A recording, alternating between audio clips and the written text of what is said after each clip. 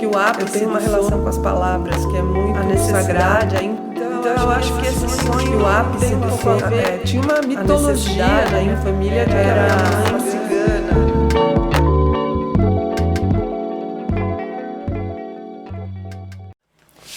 A minha mãe morreu no hospital.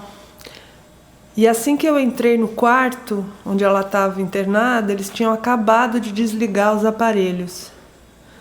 Eu me aproximei dela e comecei a perceber uns espasmos leves, os olhos e a boca tremelicando. E ela começou a soltar uns pedaços de palavras, uns balbucios. Eu me desesperei. Olhei para a enfermeira e ela disse que isso era normal. Que com algumas pessoas, logo depois da morte, sobram algumas palavras e elas ficam respingando durante um tempo.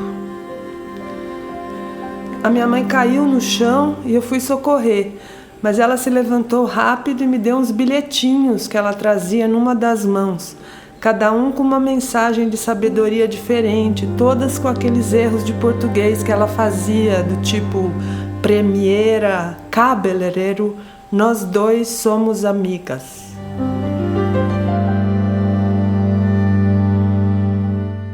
A minha mãe não queria morrer no hospital de jeito nenhum, então eu ter colocado ela para morrer no hospital, eu acho que tem algum conteúdo aí que eu não consigo identificar qual é.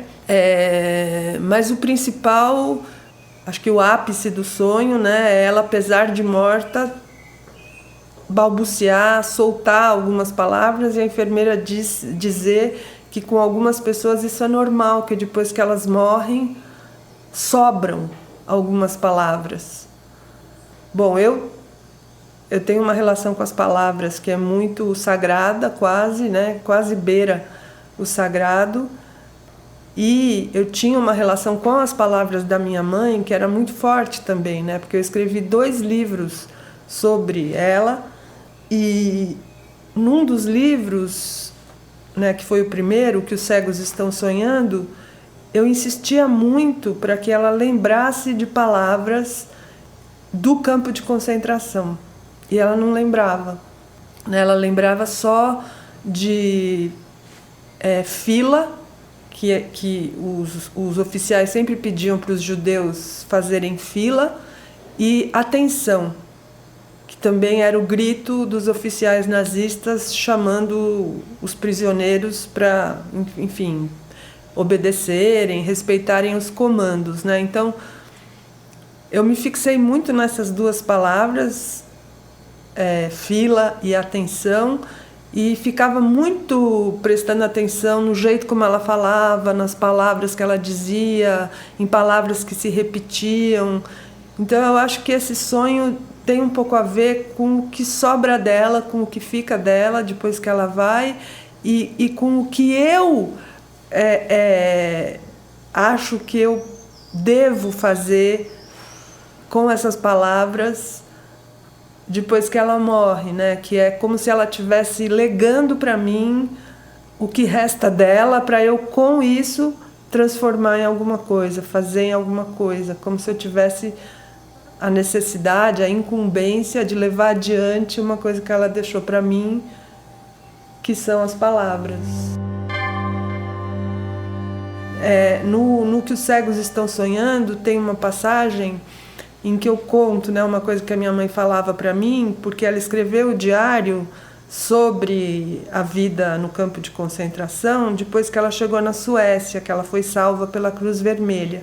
E a minha mãe não era uma pessoa de escrever, ela não conseguia escrever uma carta, porque ela dizia, eu não tenho o que dizer. E ela escreveu mais de 100 páginas desse diário. Eu falava, mãe, se você não é de escrever, por que você escreveu? Como que você escreveu tanto? Aí ela falou, eu escrevi para você ler. Né? E eu não existia ainda, então é como se ela com essa frase também estivesse me entregando um bastão, sabe? Assim, faz com a minha vida o que você achar que você pode fazer, que dá para você fazer, conta a minha história. Acho que eu interpreto mais ou menos por aí. Tinha uma mitologia na minha família de que a minha mãe era uma cigana, né? Porque a minha mãe tem um lado húngaro, ela nasceu numa cidade onde se falava húngaro e sérvio, então a gente ligava esse lado húngaro dela, e também a minha avó recebia ciganos em casa, ela cozinhava e os ciganos passavam todo mês para comer na casa dela, eles pagavam e tal. Então tem essa mitologia e que como os ciganos sabem interpretar sonhos, que a minha mãe também sabia. Tem várias histórias de quando a minha irmã mais velha se casou. Ela casou numa situação muito difícil, porque meu pai não queria que ela se casasse com um não-judeu. E minha mãe apoiou a minha irmã, né? Conseguiu fazer com que meu pai aceitasse o casamento. E na semana anterior ao casamento da minha irmã, a minha mãe sonhou que ela se casava com vestido roxo. Aí não teve jeito. Minha própria irmã falou, não, eu vou casar com vestido roxo, porque se minha mãe sonhou, mesmo não querendo, sendo horrível casar com vestido roxo, eu vou casar porque vai dar certo o casamento. E quando a minha outra irmã estava grávida, que também era uma situação difícil, porque ela estava sozinha, ela não tinha marido e tal, era mãe solo, a minha mãe sonhou com sacos de trigo transbordando. Ela falou, ela mesma interpretou e falou, isso significa que você vai ter um filho homem. Quer dizer, ela tinha uma coisa meio parecida com José da Bíblia, que interpretava os sonhos do faraó do Egito. O faraó sonhou com 7 vacas magras e 7 vacas gordas, né? E não sabia o significado desse sonho. E o José disse, a gente vai ter 7 anos de fartura, então a gente precisa estocar comida durante esses anos, porque eles vão ser seguidos por 7 anos de fome. E foi o que o faraó fez, e quando veio a fome, o Egito era o único lugar que tinha comida, né? Então, essa interpretação do sonho da minha mãe é muito José, né? Ela vê sacos transbordando e fala, é um menino. E era um menino.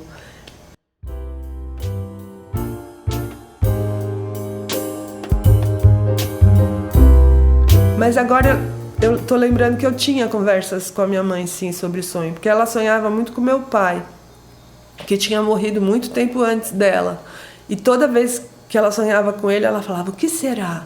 Ele estava tão bonito, ele estava tão arrumado, de terno, gravata. Será que ele está feliz lá? Acho que isso significa que ele está bem. Eu sonhei que eu abri a porta e papai veio me receber. Eu acho que papai está muito bem lá. Tinha vezes que ela falava, acho que papai está me chamando, ele está me esperando para eu ir lá encontrar ele.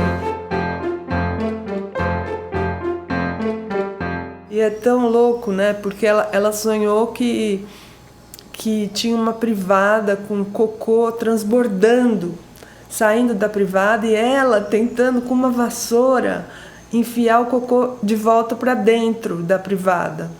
E ela não sabia interpretar. Para mim é tão óbvio, né? É tão óbvia a interpretação desse sonho, porque foi isso que a minha mãe fez a vida inteira, né? Ela empurrou para o fundo todo o cocô que ela viveu, porque senão ela não conseguiria continuar viva.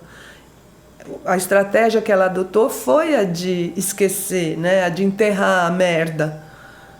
Mas eu não falei para ela também, porque eu não me senti no direito de interpretar o sonho para ela. Antes da minha mãe morrer, eu tinha... às vezes eu desejava que ela morresse. E eu me culpava muito por esse desejo. Mas daí eu sonhava essa coisa que eu queria, mas não tinha coragem de assumir, né? Então eu sonhava que ela morria, porque era isso que eu queria. Então, sim, tive sonhos bem reprováveis com a minha mãe. Porque acho que os sonhos são processamentos simbólicos, né, da mente, para assimilar os acontecimentos e eventualmente transformar os acontecimentos também, né, do dia a dia. É um processamento que para nós, na nossa consciência, é inaudível, é inacessível, mas ele está acontecendo,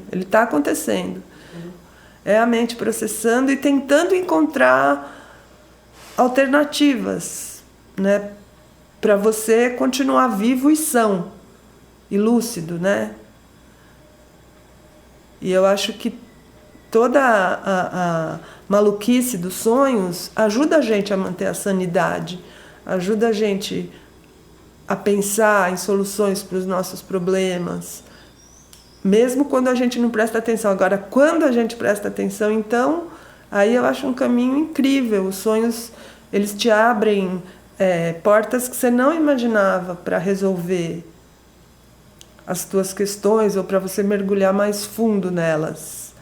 Eu sonho muito, tenho sonhos mais ou menos recorrentes, alguns que se repetem, como, por exemplo, eu estou muitas vezes em busca de um lugar que eu sei que é maravilhoso, eu vou na direção dele, eu quase avisto ele, eu sei que ele está lá longe, eu tenho uma visão nublada e distante dele, e aí ele desaparece e eu não consigo chegar nesse lugar. Tenho muitas vezes os sonhos de que eu não consigo, eu preciso encontrar uma sala de aula, mas não acho, então eu circulo e a sala desaparece, ou então que eu estou caminhando e as minhas pernas não conseguem andar, elas se arrastam, elas doem.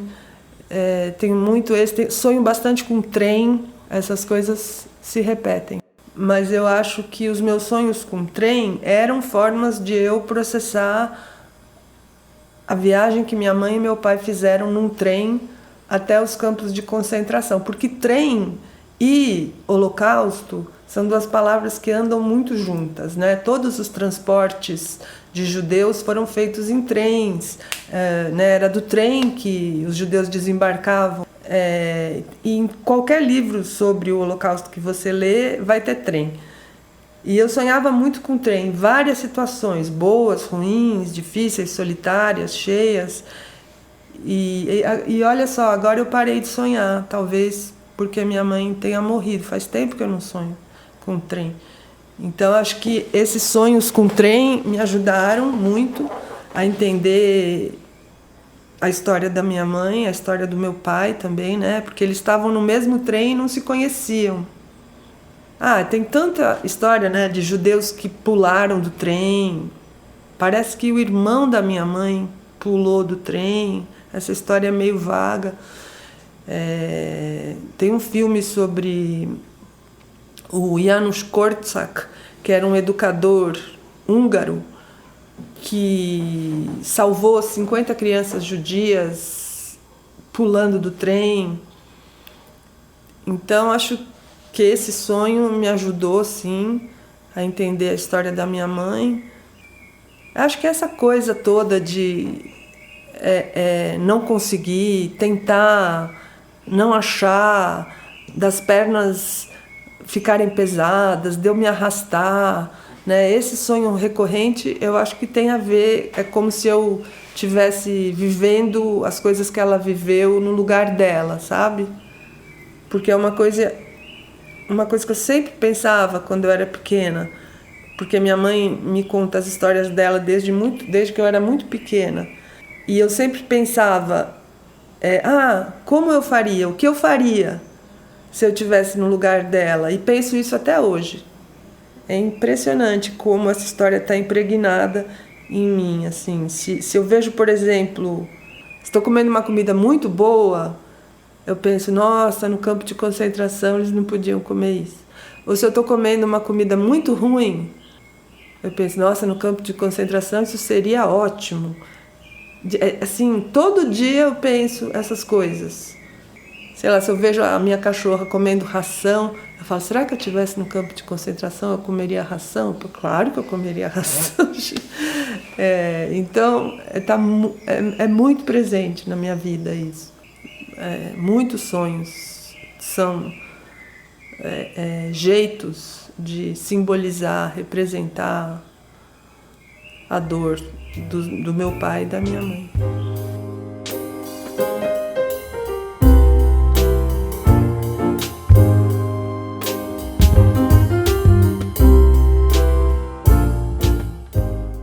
que vai acontecendo no processo de luto, pelo menos comigo, mas acho que com muita gente, é que a pessoa, principalmente sendo mãe, vai entrando dentro de você e você vai virando a pessoa, vai adquirindo trejeitos, falas, manias. Muitas vezes minha filha fala para mim: mãe, parece a vovó. Às vezes, quando eu estou chegando, ela fala: mãe, eu pensei que fosse a vovó que estava chegando, porque eu vou adquirindo expressões dela, tudo. E como eu estou me tornando ela, assim, que eu percebo várias vezes, eu queria sonhar para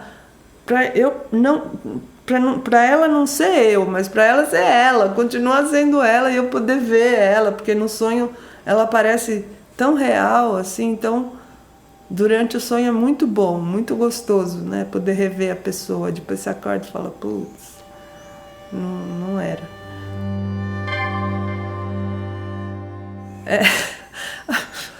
Eu estava num restaurante com a minha filha e ela começou... Sabe esses papéis que vem para colocar o prato em cima?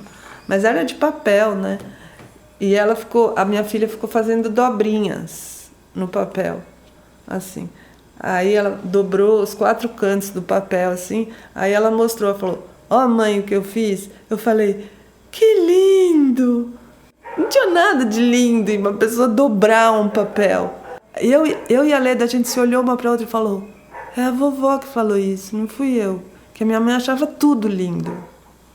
Sabe? Você mostra para ela, se eu mostrava para ela: ó, meu caderninho, mãe. Ai, que lindo! E a gente riu, falou: você não acha lindo uma dobra de papel? Então isso é uma coisa que eu faço muito. Principalmente o sorriso e a admiração por tudo, né? Esse entusiasmo e essa expressão de júbilo com coisas bestas. Então, isso acho que eu peguei muito dela. E algumas frases que eu falo... Agora eu não me lembro, mas a Leda, que era muito ligada na minha mãe, a gente percebe. Toda vez que eu falo, a gente percebe. Então é inevitável, mas eu não gosto muito, eu tenho certa resistência a que as pessoas que morrem, que a gente amava, se transformem na gente. Eu fico querendo que não, que ela continue sendo ela. Então, acho que o sonho é um jeito de...